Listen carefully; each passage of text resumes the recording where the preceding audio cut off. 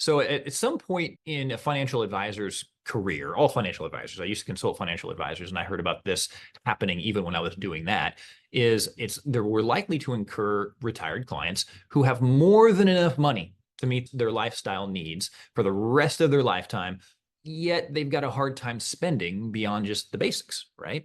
Which might be better than the alternative, a client who spends in an unsustainable manner. But the one that's not spending enough, it could leave that client with a retirement that's less than fulfilling as it could be, right? And so some clients might have no problem spending in retirement, taking advantage of their extra time to travel and pursue hobbies that they've been interested in for a long time. Just maybe they didn't have enough time to do those. Though going overboard with spending, particularly in the early years of retirement, could potentially reduce the probability that their assets will support them throughout what could be a multi-decade retirement. So others, though, find it really hard to spend in retirement, even though their assets could support a higher level of spending, but because that they're afraid that a market downturn or some other thing could lead to a reduced standard of living in their later years. So basically, they feel like if they take this trip this year, that might be how much money could they have had to go towards, say, a long-term care incident. So I feel like I'm spending my long-term care needs today in order to have that trip, and I won't have that money later. That's the thought process.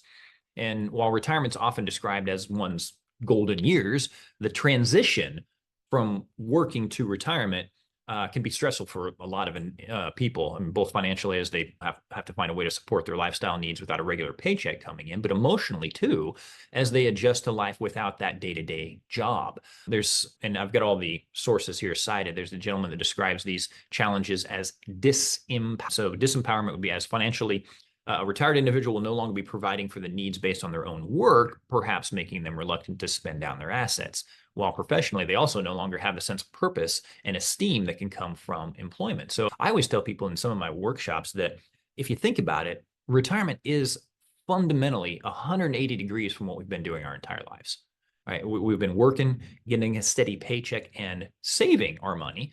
And then the moment we retire, we're no longer working. We're not getting that steady paycheck. And now we're supposed to spend all of the money that we made.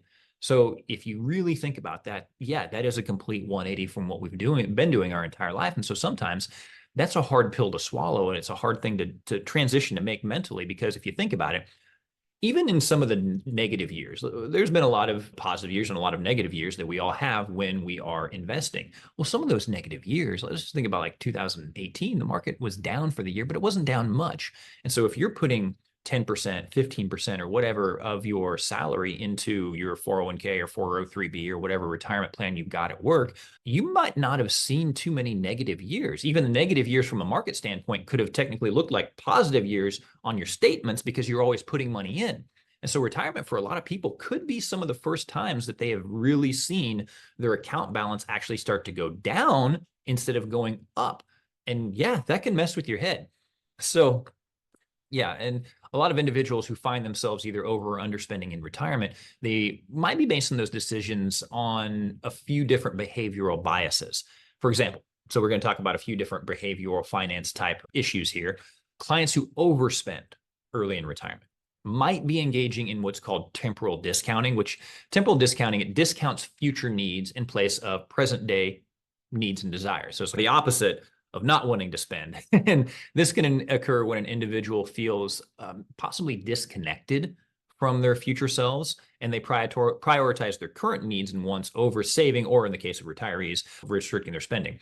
So to support clients experiencing that phenomenon, spending too much, financial advisors can help them picture their future selves, either literally using like one of these age progression apps that are out there that show them what they might look like, or just figuratively, right? By having them write down what they imagine their life will be like when they're in their, 70s or 80s or even, right? And then find out whether or not they actually have enough money to support that type of lifestyle in that time too, just to help them kind of future pace and put themselves in that future position if they have the overspending issue. But on the other end of the spectrum, an individual having a hard time spending as much money as they would otherwise could be experiencing pessimism bias. And that's overestimating the likelihood of negative events like extreme market losses or even loss aversion